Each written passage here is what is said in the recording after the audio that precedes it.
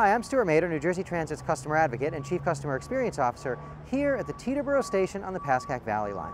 This summer, our crews are rehabilitating 8 grade crossings along the line, including Washington Avenue, Orchard Street, Parkview Drive, and Hillsdale Avenue in Hillsdale, Madison Avenue in Park Ridge, Lincoln Boulevard in Emerson, Convent Road in Nanuet, New York, and New Clarkstown Road between Nanuet, New York and Spring Valley, New York. Crews are also addressing drainage issues on the tracks here at Teterboro, as well as Park Ridge, Emerson, and Nanuet.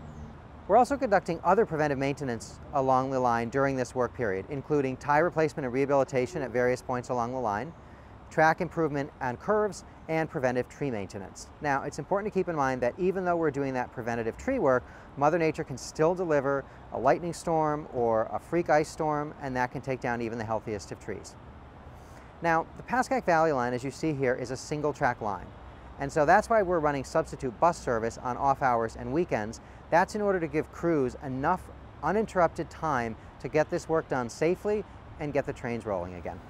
Thanks for watching, and I'll see you on board.